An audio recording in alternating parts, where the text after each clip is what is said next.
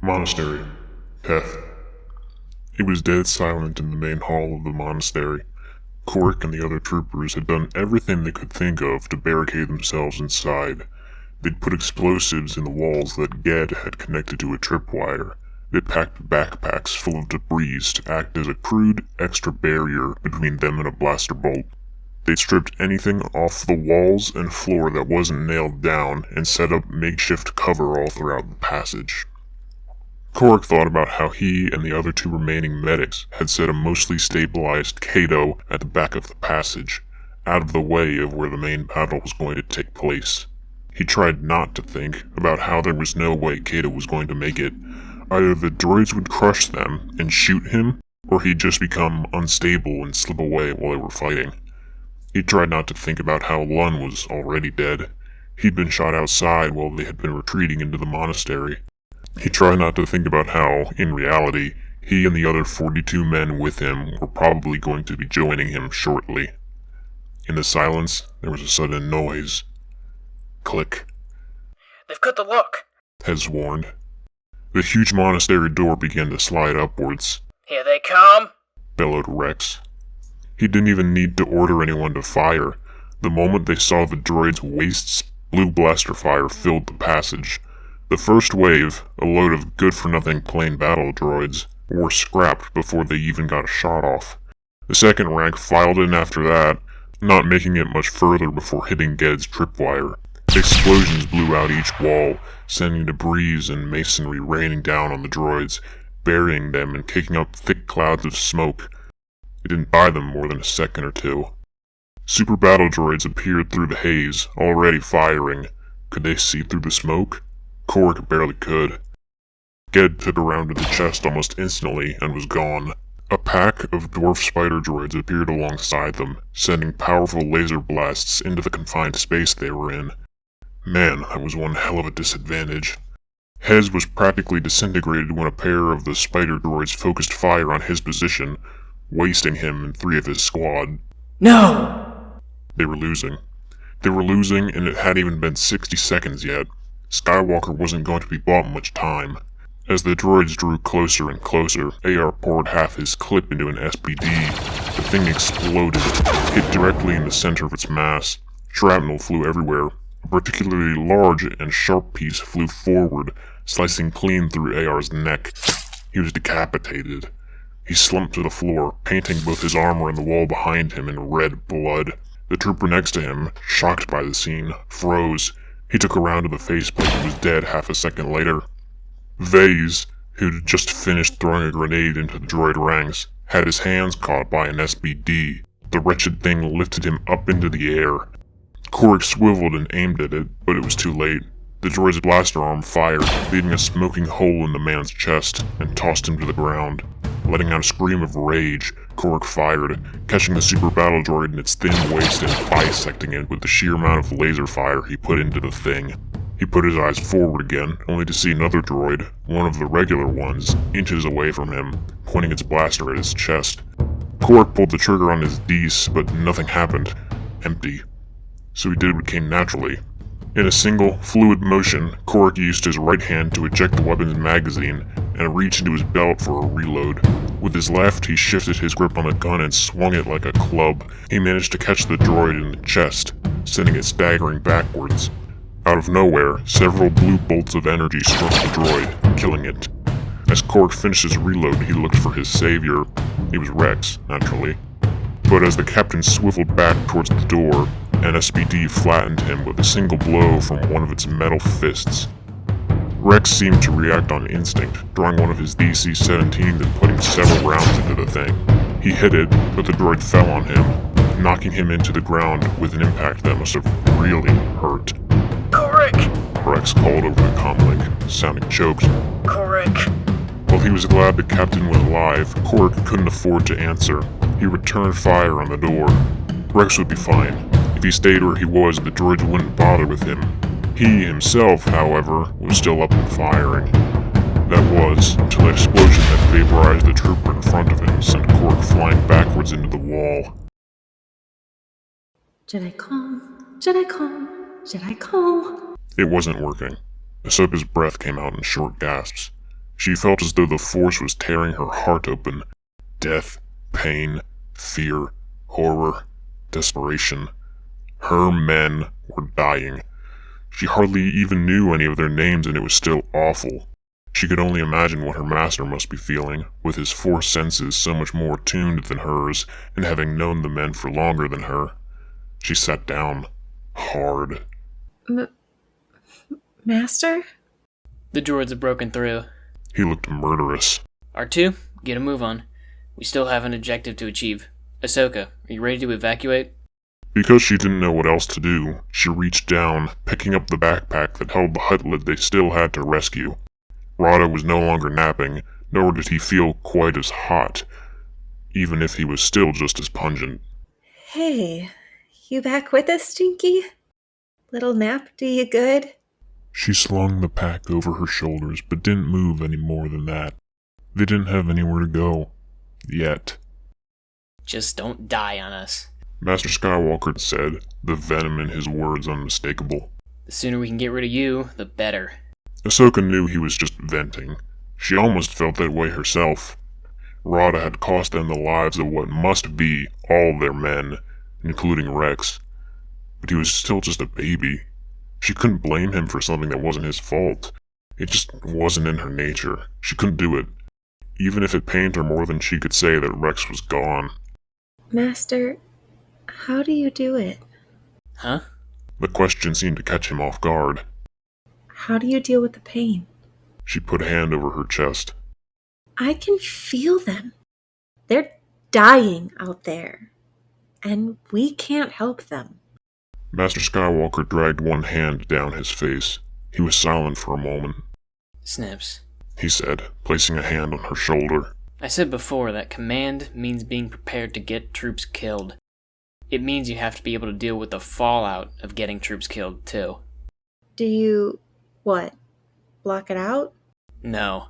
Her master frowned. It would be irresponsible, and it's dangerous to cut yourself off from the Force in any capacity. You risk doing damage to your connection to it. Then what do... You have to feel it, Ahsoka. He cut her off. There's no two ways about it. Sometimes I wish there was, but you just have to feel it, and not let it consume you. How do you cope with feeling this all the time? Ahsoka asked. If this was what the rest of the war was going to feel like for her, she wasn't sure she could handle it.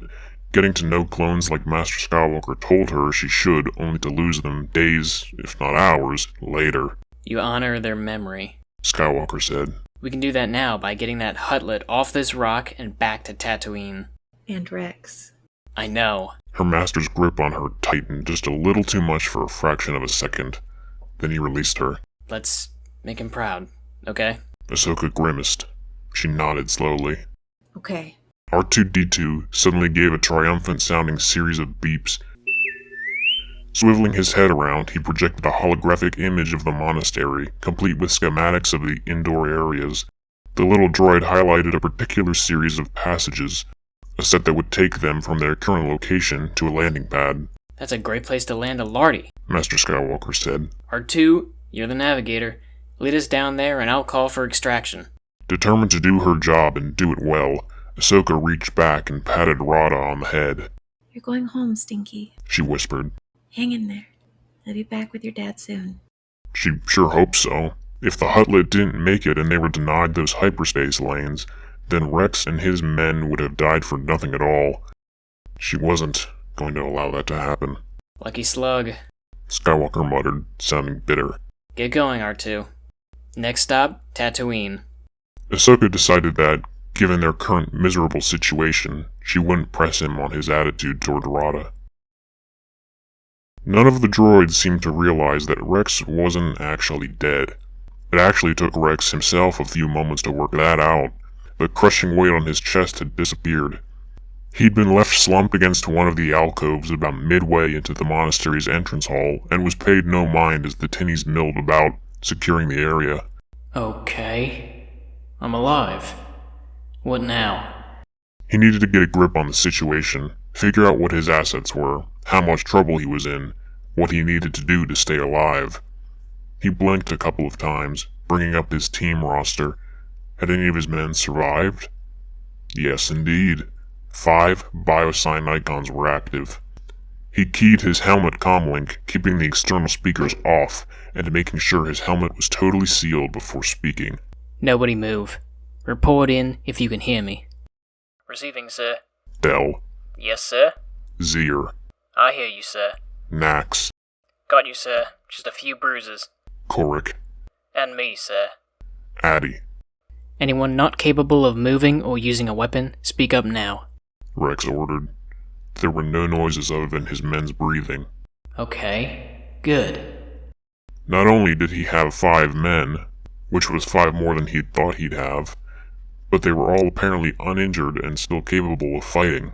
No doubt they didn't have their weapons, but they were all smart clones. They'd figure something out when the time came. Okay, time for dynamic risk assessment. Follow my lead. When we get the chance to make a run for it, we head for the courtyard, grab any spare weapons, and rappel back down onto the jungle floor. It wasn't that simple, but he needed it to sound that way. They just needed to wait for the right move. Then, 2 pairs of legs moved into view. Rex, curious, adjusted his field of view using his HUD's panoramic feature with a few blinks. 2 figures. 1, a battle droid with yellow markings on its head and chest, a commander. 2, a thin, pale woman draped in black. Her head was shaved much like Rex's own, and her eyes burned as they surveyed the battlefield. In one hand, he spotted what appeared to be a lightsaber with a curved hilt. Nice choice of hairstyle, sweetheart, but something tells me you're not a Jedi. She had to be someone important to be leading this assault. Rex brought up his HUD's database of SEP commanders. He had no doubt she'd be in there, with a lightsaber and a distinctive appearance like that. Oh yes, there she was. Asajj Ventress. Rex gritted his teeth. Ventress, the same witch who'd hoodwinked Slick into believing the Jedi had enslaved them, who'd benefited from the information he'd passed on to her. By proxy, she was partially responsible for the bulk of Rex's and Cody's losses on Kerstasis. She'd have to be taken care of, if for no other reason than to vent his spleen. I love my brothers. You're just too blind to see it. Yes, she offered me money, but she offered me something more important. Something you wouldn't understand. Freedom. Stand by. Rex whispered into his comlink. Slowly, ever so slowly, his hand went to his blaster pistol. The droids hadn't found it because it was partially covered by Rex's body, and apparently, they were either too lazy or incompetent to move him. His fingers settled around the grip and he pulled it from its holster, careful not to make a sound. Rex sighted up, aiming a blaster right at Ventress's scowling face. It was going to be a smoking crater in a second. His finger curled around the trigger. Rex held his breath and fired. The droid moved just as he pulled the trigger. The shot meant for Ventress instead blew the droid's head off. Shit. Rex shifted his aim and fired again, but it was too late. In a fraction of a second, Ventress had her red lightsaber out and deflected his next 2 shots. Then, she reached out her hand, and Rex's blaster was yanked violently from his grasp. The Force. The next instant, Rex's form was lifted off the floor, and he was held up against the wall by nothing other than his throat. If his helmet hadn't taken most of the stress, she would have snapped his neck. Rex was having trouble breathing. It was like a vacuum had settled around his head, penetrating the airtight seals on his helmet. Nobody move. Nobody move. Don't do anything stupid. Captain, Ventress purred, hand still outstretched. what a miraculous return from the dead. Where's your general? Rex struggled to speak around the stranglehold, but managed it all the same. Which one? Don't get smart with me. You know who. Skywalker. I know he's here. Rex wasn't slick. He wasn't going to betray the Jedi and the Republic on the say-so of some wannabe Sith, especially not Skywalker and Ahsoka. I haven't seen them since the shooting started. At least you're not lying. I'm not talking either. Ventress snorted. Why do you waste your lives for these Jedi scum? She asked. They don't care what happens to you. They don't care about anything except themselves and their nice, comfortable, croissant lives. Not true. Not true. Kenobi had damn near sacrificed himself for them on Christosis. Skywalker had come back for him on Arantara. Ahsoka stood over the ATTE, deflecting blaster fire away from Kato during the ascent. Ventress's force grip tightened a tad. You're less than an animal to them. A piece of equipment. So tell me where Skywalker and the Hutt are. I've got no personal grievances with you or your men. I'm not slick. Rex spat. Ventress looked momentarily confused. What? Slick. Rex repeated. I'm not him. You can't trick me into doing your bidding. Ventress actually laughed at him. High, cold, disturbing.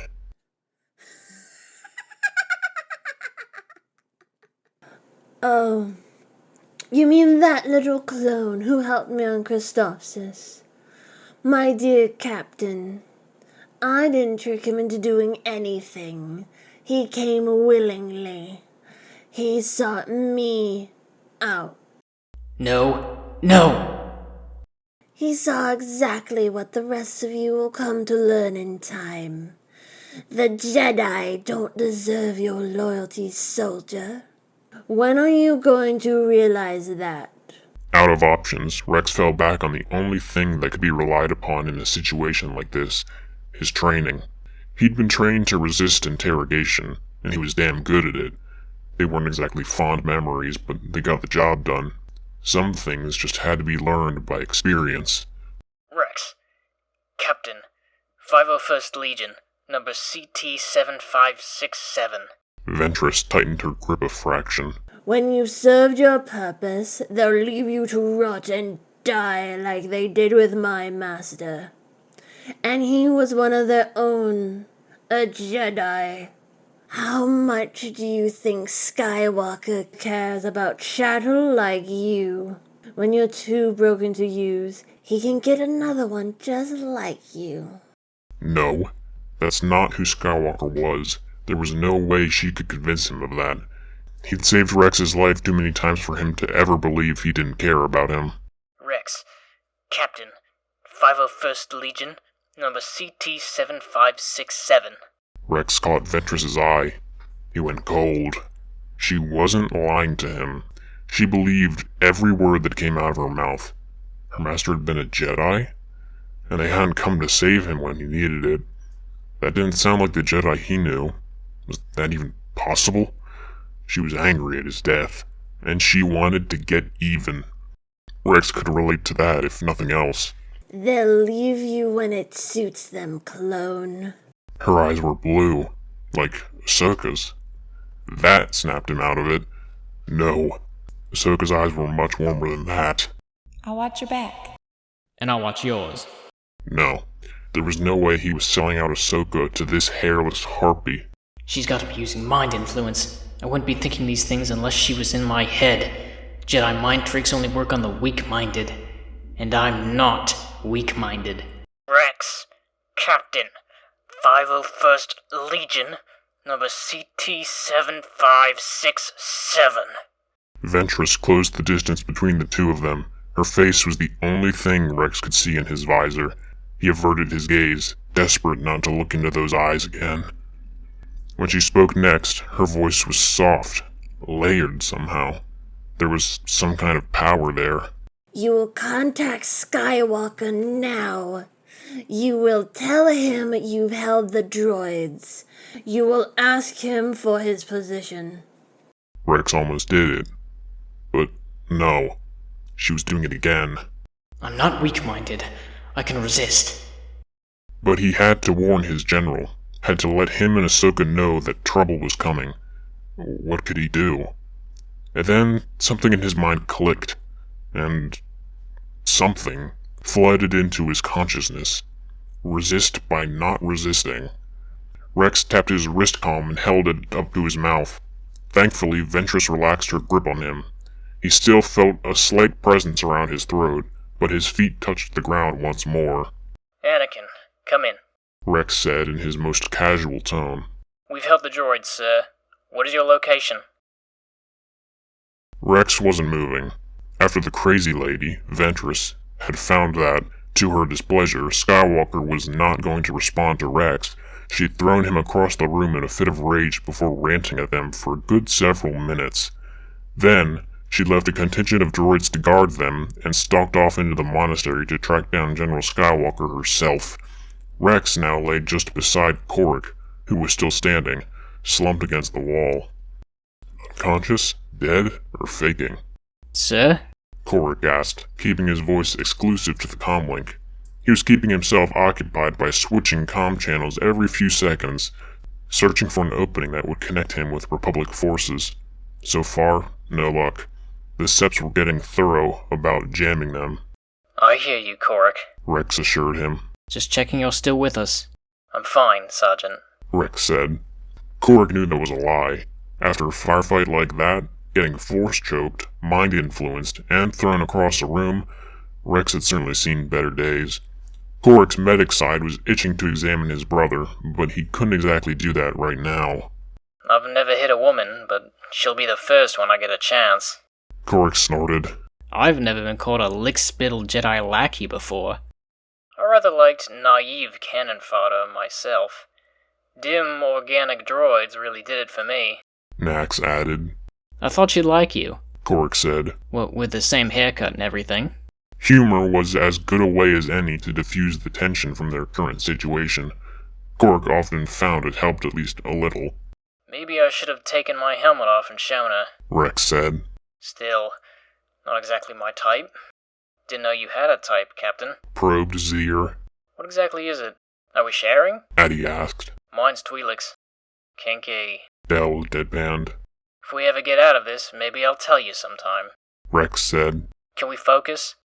So, she's a Jedi of some kind? Korik asked. Sith. Rex corrected. Or a Dark Adept. Red lightsaber is a giveaway, apparently. What's the difference? Membership subscription, maybe? Rex focused them once more. I'm still not getting any clear comm channels. Me neither, sir. Korik reported. The others mumbled their agreement. Apparently, they were all scanning for a way to call for help as well. He doubted they'd find one. Then, Rex's wristcom beeped. Rex, are you receiving? This is Skywalker. Oh, hell. 2 battle droids near them swiveled. Here we go, gentlemen. Stand by.